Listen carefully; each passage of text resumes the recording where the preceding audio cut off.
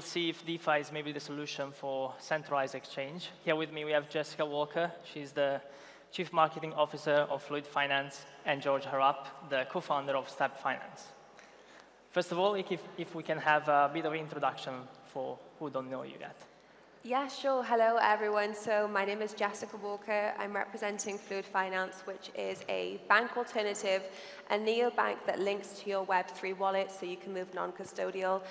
Previously, before joining with Fluid Finance, I was working with Bitpanda Exchange as a media specialist, and more recently with CoinMarketCap as a media specialist. So I'm all about large retention of majority of users and bringing new people into this amazing ecosystem. Hi everyone, my name is George. I'm the co-founder at Step Finance. We're a Solana portfolio manager and dashboard and data analytics platform. I've been in crypto for like 12 years, so I've seen a lot of stuff. I was one of the first Bitcoin miners back in the day. Started one of the first crypto remittance startups as well back in the day. Been through every single cycle everywhere and been involved in everything. So yeah, sort of here I am. We're talking about DeFi. DeFi is the solution to a lot of problems. So yeah, happy to be here.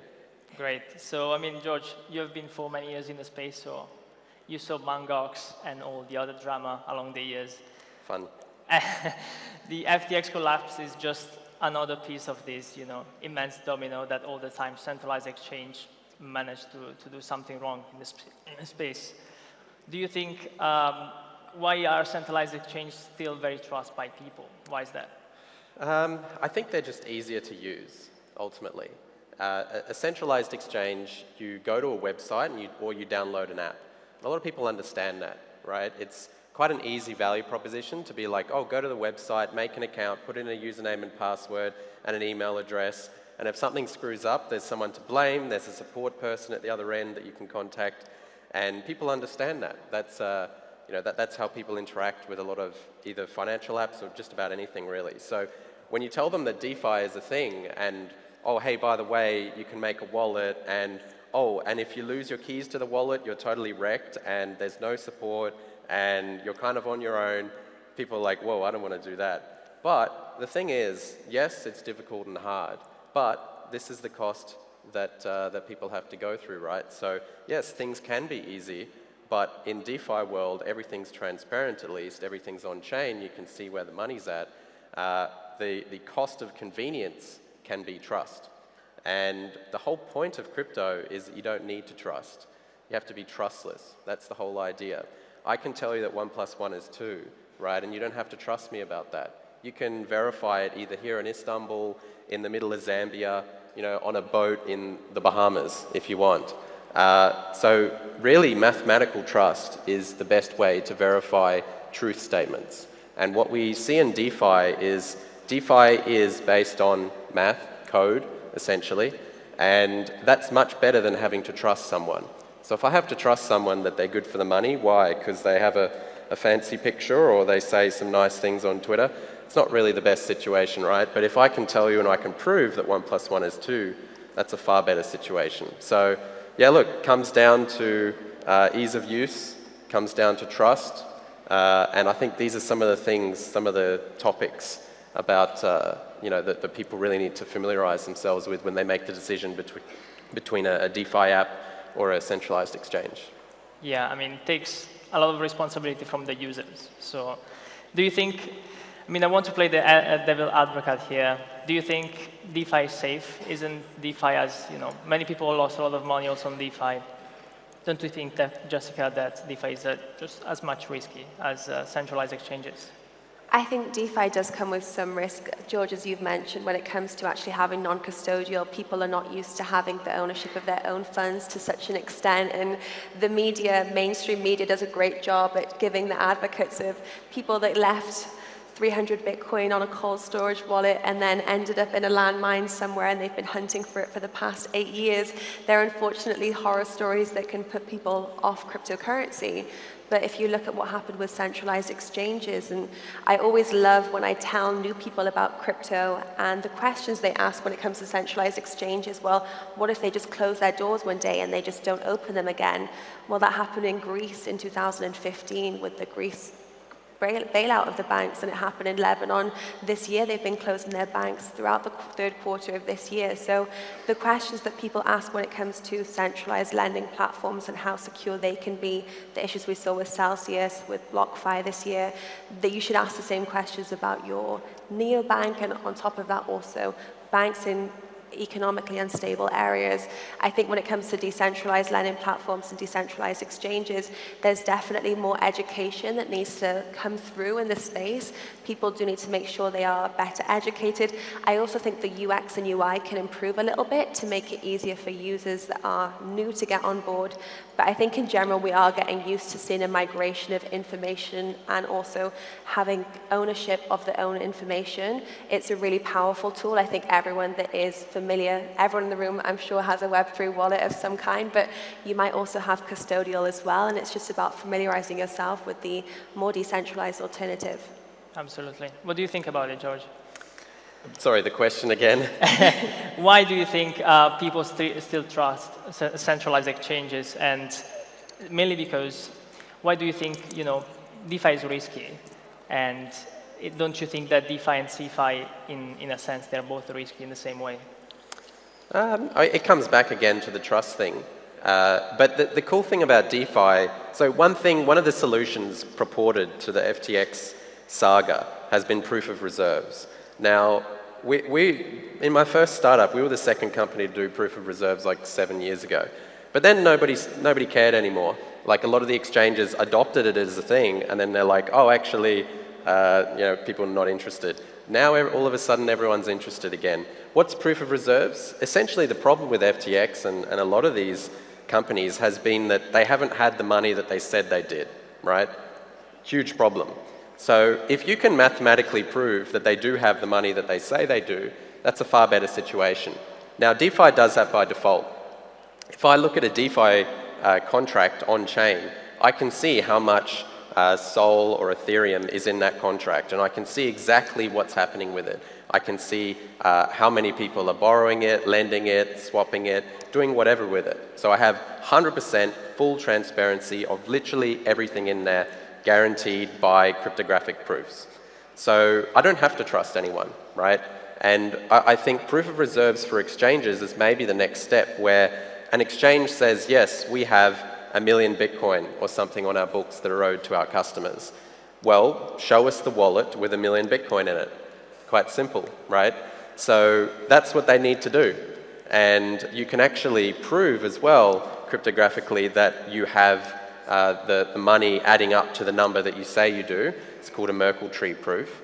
But you can do a lot of other things to prove that you have the reserves. So I think things like that, and if people can understand these concepts and they can be delivered in a way which is quite simple to understand, right? I mean, all it is, it's literally a web page that says, we say we have 1,000 Bitcoin, here's a wallet with 1,000 Bitcoin, and we own it. And here's a proof that we own it. You can attest something on chain or something like that. So stuff like that, quite simple to do. I think that's probably the solution to a lot of this, and hopefully that will bring a lot more transparency and trust to the CeFi world. But let's be clear, DeFi's done that since day one. In fact, it's fundamentally better in every way. So definitely, there is a lot of work still to do, and I mean, centralized exchanges, they have been working hard to be more transparent in the industry. But what you just said is don't trust, verify. What do you think, Jessica? How can we help people understand what's going on in DeFi? Because it's very hard to go through it without having the technical background. It is hard to navigate. I think Web3 is proving to be really interesting because if you look kind of deep into, as you've mentioned, don't trust, verify, you can look into different stablecoins. As you mentioned, USDT is a great example that essentially we're trusting Bitfinex and that their proof of reserves and their reserves actually match how much they have in treasury. And I think as a user, there does need to be that extra attention to detail to take those next steps and to take that initiative. And also there needs to be more platforms that people can go to make sure that they can resource and cross-reference with this information. We've had a lot of news about CoinGecko and CoinMarketCap as large data aggregators. How much can you trust that information is up to date and accurate? I think it's really important that as users, we know that the information that we resource and we make reference to is valid. And this is where blockchain comes in. I think we're kind of in a crypto 2.5 at the moment, as opposed to a Web 3.0, that we're almost at the cusp of being in this autonomous state, but we're not here yet. We're still using these centralized platforms to make reference to our data. We're kind of forgetting that this really cool ledger technology, cool blockchain can help us reference what we're investing in and where we're putting our funds, where we're storing our funds as well, whether we are using centralized platforms and custodial or non. So it's just taking that extra step just to make sure that you are using blockchain technology for all reference points. Yeah. I mean, just yesterday there was Sébastien Bourget, the CEO of the Sandbox. He said that we tend to focus too much on the technology and not enough on the user experience. Do you think we are there yet, George? What's missing to onboard people in DeFi? You know, I think the coolest thing about DeFi is that you don't need an email address to log into stuff. You just like press a button and then you're logged in. And it's through your Web3 wallet. And that wallet, yes, you can custody your funds, you can back it up, you can blah, blah, blah. But actually, as a use case, I hate signing up to websites. It's like the dumbest thing ever. I have to give them my email address all the time. Sometimes they spam me. It's like a horrible experience, that whole process. So even just getting people on board with that, it's like, hey, you want the ability for users to validate in some way that before they come to the website. Well, just implementing a Web3 wallet just for logins is perhaps one way to do that. And that's fairly light. Like in terms of usability perspective, a lot of the Web3 wallets are pretty good. You know, you've got, so on the Ethereum side, you've got MetaMask. Not the best, but there's a lot of other wallets out there, like Phantom on Solana is really good, and there's a couple of other ones as well. But I think these experiences where you can just click a button and you log in, you don't need an email address, and I can literally have 50 tabs open, and if they're all DeFi apps, I literally just click and then I'm logged in, and that's far more secure. The website doesn't know who I am, the website can't spam me, they can't tell that my name is George and you know I want X and Y and whatever, but they can validate that I'm a user of their system and then I can go and do stuff. So I think there's probably areas which can be better, but ultimately a lot of DeFi revolves around complex financial applications. And that's what makes it difficult, right? If I'm trying to explain, you know, leveraged call option trading on a perpetual futures exchange, nobody understands that, right? And that's a fundamentally complex product. So I think start with the easier use case of just logging into a website. Hey, it's really easy and cool. And then you can move on to the crazy financial thing maybe later. Yeah, it all started with self-custody, and then we moved to DeFi and more complicated stuff. What do you think, Jessica, what's missing in educating people about the importance of self-custody? I think, sorry, just to add to George's question as well, which was kind of on the UX UI element, because I think it's a really, really good point. And I think we have a lot of metaverse and NFT platforms that are here today. And I personally found when working with CoinMarketCap, we could see user metrics of what people were viewing from all around the world. And it was kind of the first tangible thing which people could see as an element of creativity that could help people on board. And I'm not sure how it was for you, George, but I had so many more people message me about NFTs last year than I had the previous 6 years that I was working in crypto. It was either Dogecoin, people were asking me about Dogecoin a lot, or it was NFTs and how they could get involved, because finally people could see something online and they were saying, okay, I can kind of start to get this industry that you're in. And I think we kind of saw cryptocurrency as an endpoint for so many years, and actually I think this is just a tool and it's just an asset that will help us navigate this new digital era. So I think the UX and UI of metaverse platforms need to be as seamless as possible. It also needs to be easier for people to get their money and their funds into these platforms, because the idea of going from your traditional bank account through to a centralized exchange, then over to your Web3 wallet, and then from that into an NFT platform, it's just too slow. It's too long and you will lose people along the way. It's something that we're doing at Fluid Finance, is trying to make it easier, but to try and break that down for people is really a challenge. I mean, I've tried to have calls with my mum and I'm like, okay, she bought Bitcoin in 2018, but trying to get her a Web3 wallet, no way, I'm not going to try and do it right now. So there's definitely things that people that run these NFT platforms, metaverse platforms, can also help to do to improve the onboarding process of people transferring their assets from their traditional funds into the Web3 ecosystem. And I think that will just break down these barriers that we're seeing when it comes to us and them, these two worlds, and I think colliding them together will help the industry grow as well. Well, actually, it's a good point you mentioned the NFT thing as well, right? The NFT people are fine.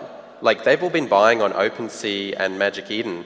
They're all Web3 platforms. Yeah. So there are no good, like, centralized exchange NFT places to buy NFTs, and nobody uses them anyway. A lot of centralized exchanges have tried, but they're all just, you know, bad in various ways. But the NFT people, they self-custody. They use Web3 wallets.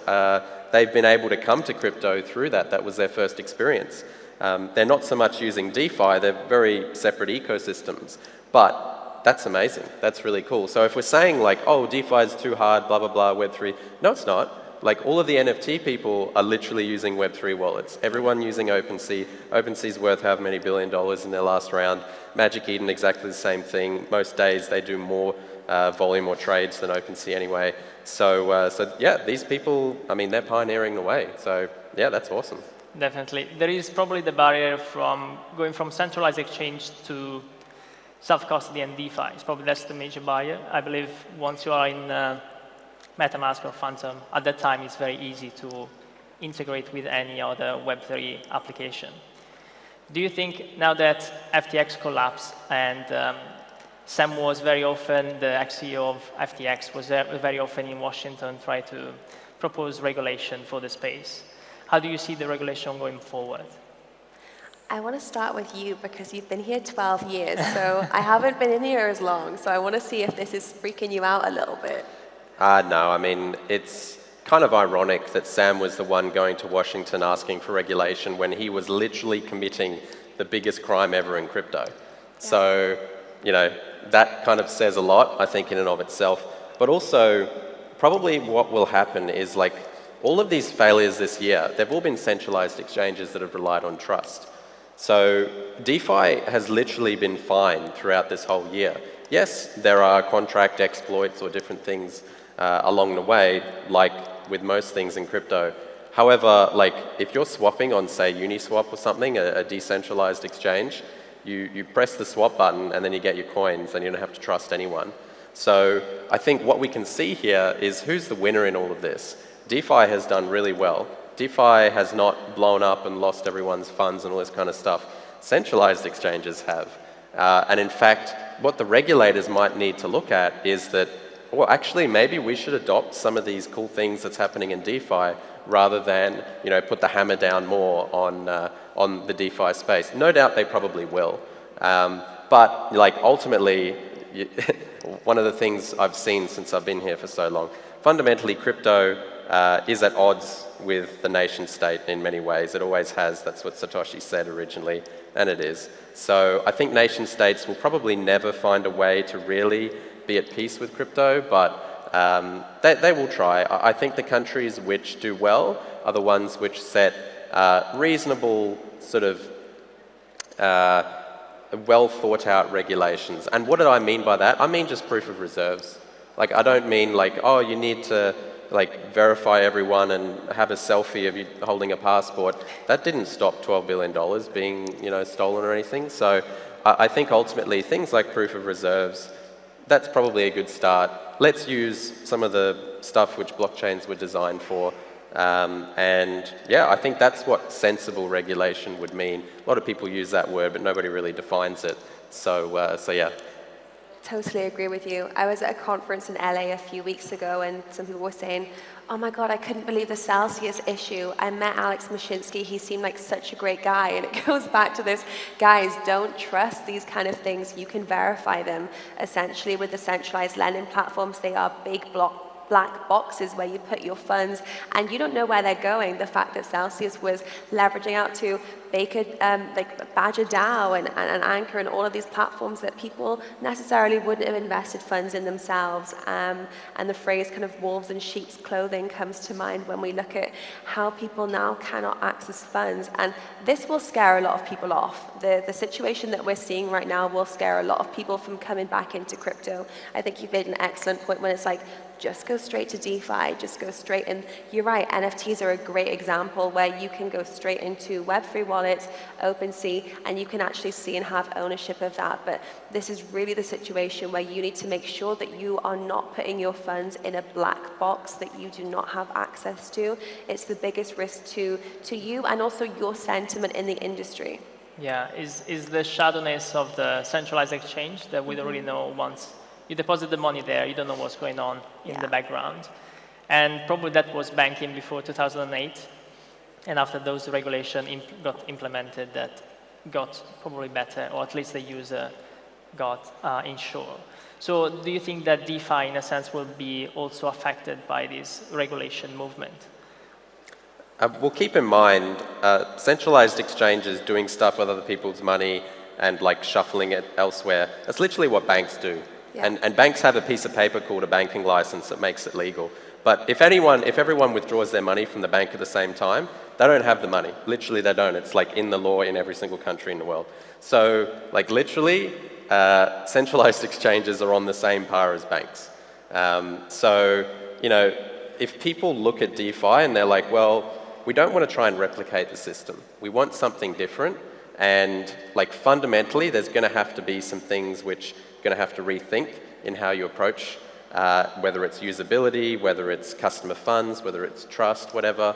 But I think, yeah, look, it will affect the industry in some way. But these things happen. Like, I've seen nukes come and go. People will be back, like, in a year or two. It'll be fine. So, yeah, like, ultimately, like, having private money that can be used anywhere in the world instantly for free is fundamentally important and useful for the world. There is no other alternative to it. It's the best system. There's actually, back in my remittance days, there's 2,000 money transfer systems in the world. If you include the banking system as just one. 2,000, right? So these little apps everywhere that are doing payments in various countries, 2,000 systems, none of them are connected together. There's a few here and there, but none of them are connected together. So ultimately, like, that's a bad system, right? And no one's going to magically connect all of those systems together. You're not going to get Bcash in Bangladesh, like, connecting to wire transfers in Thailand or something like that. It's not going to happen. So what is going to happen, and already has happened for over a decade, has been anyone can just download a crypto wallet and then you can send money. So fundamentally, problem solved. Cool, okay. Like, it's grown from 0 people doing that to tens of millions. And that will not go away, because that's fundamentally a useful thing for humanity. So yeah, like, there will be hits along the way, but it's all good. Don't worry about it. Don't worry about it. It's fine, guys. It's all good. He's been here 12 years. He's like completely unfazed by it. It's fine. But yeah, I agree with you. I think the industry at this point is too strong. I think people have made fantastic connections and made a really prominent stance and progression in the space. I think when it does come to organizations, if you are looking to navigate the space, partnerships, as you've mentioned, full transparency on your site. So if you do have a website and you do have proof of reserves, or you do have a audit or a ledger of your own digital representation of a stable coin or your own assets, make those really visible on your website so you can make sure you're as transparent as possible. So if you are welcoming new people onto your platform, people can easily, you can welcome it. You can say, guys, like, we have external audits, we are a blockchain organization, you can check our ledger and you can check our reserves in real time. We have everything fully transparent. You're also helping people in the industry, because they'll go from your site to potentially a competitor and they'll say, okay, I've listened to a panel and they told me that I need to check these things, and this company made it really accessible for me. That makes it a lot easier for me to trust them, but also verify the next step and move into the space further. And I think it's about us kind of working as a collective to make sure that we're providing that information using blockchain technology to help the industry clean up. Yeah, I think we all agree that blockchain is overall a better technology to the one that we have available today for anything, just for the user experience in the first place. Mm-hmm. But do you think we are ready to, onboard million to blockchain? Is the infrastructure, the layer 1, the scaling solution ready to get the people in Web3? So if I look at Fluid Finance, for example, we launched fully our mobile applications in June of this year, and we currently have hit 100,000 users. So we have a banking alternative. We're kind of regulated and licensed in Geneva, and then we also built on the Arbitrum network so people can mint their own stablecoin, our DUSD, one-to-one verifiably backed. So we have the proof of reserves. You can make sure that you can verify that on the blockchain as well, and then you can move your funds on-chain.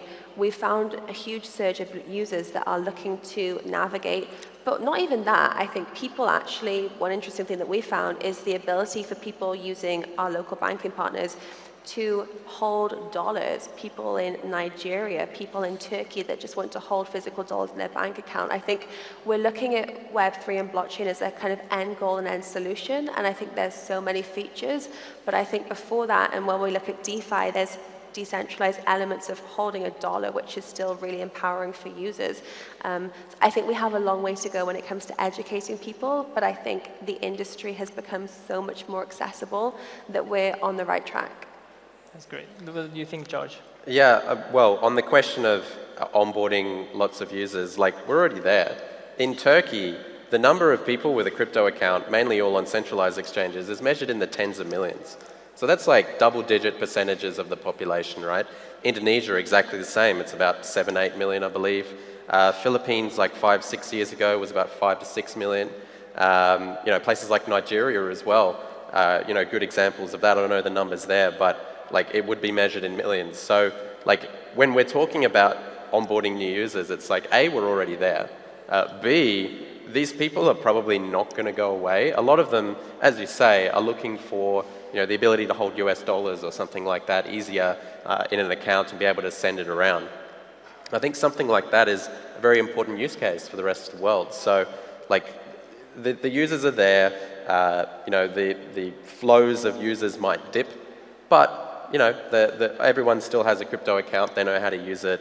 And I think that number is just going to continue to go up because it's not like a better alternatives coming through in, you know, of the 196 countries of the world. It's not going to become easier to open a bank account in a lot of countries, right? In fact, it's probably going to get harder. You know, when I was in Tajikistan, the people told me there that 2 banks collapsed a couple of years before we were there, and everyone lost their money. So now what people do is they have like bags of cash and they give that to taxi drivers, and then like taxi drivers take it around to different towns. So like, is that a better system? Probably not. So I think people having a crypto wallet's clearly a better system.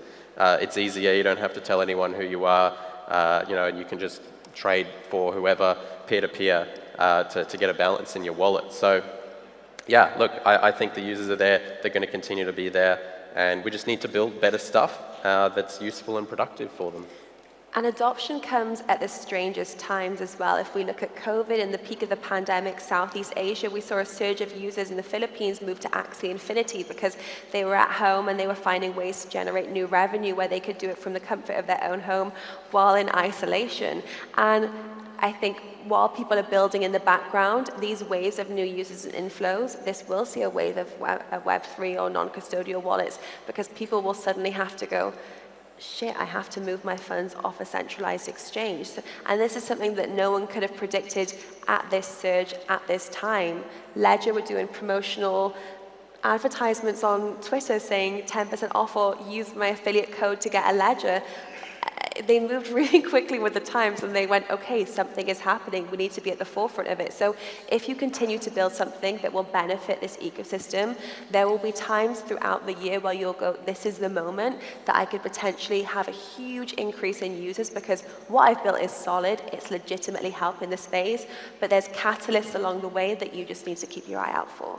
Yeah, sometimes probably people in the US, the UK, Europe, we just talk from a privileged position where our banking system kind of works with all the trouble, but still works, while there are still many, many people unbanked around the world that those are the ones that really need help and need this technology. What do you think is next for DeFi in the coming years? Good question. I don't know. I think DeFi, okay, what's crypto? So Bitcoin essentially started, Bitcoin is analogous to gold. So gold is a thing which you store for value, essentially. right? And that's sort of where Bitcoin's ended up, is the store of value narrative, not paying for your coffee. Like, people wanted it to be that, but it's not really anymore, right? So, okay, store of value. But there's a lot more things in the financial system than just gold, right? So what about getting loans? What about being able to make payments? What about being able to buy coffee? These sorts of things. What about micropayments? What if I want to pay someone 17 cents? Can I do that? Like, is that easy?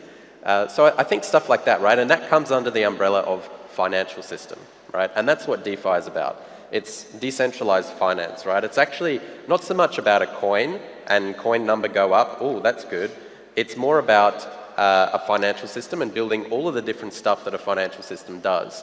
So during DeFi summer in whenever it was, 2020, I was in New Zealand and I was taking a loan to pay for food, and I was getting paid to take the loan because they were dropping coins as incentives.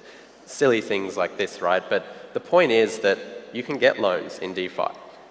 You can be able to do that without having to tell anyone who you are, or sign a bunch of forms, or wait 3 days, and the bank is not open at 5 p.m. on a Sunday. Well, DeFi is always open. So I think building out the financial system element part of it, to be honest, a lot of that stuff's already there. We do have lending platforms and protocols with tens of billions of TVL. So a lot of that's already there. A lot of the payment stuff, I think, might be a next step. And also, I think the NFT stuff, like I talk about the gaming sort of stuff as well, whereby, let's say there's a game and you have NFTs to represent in-game items, whether it's a gun or a jacket or a planet or something.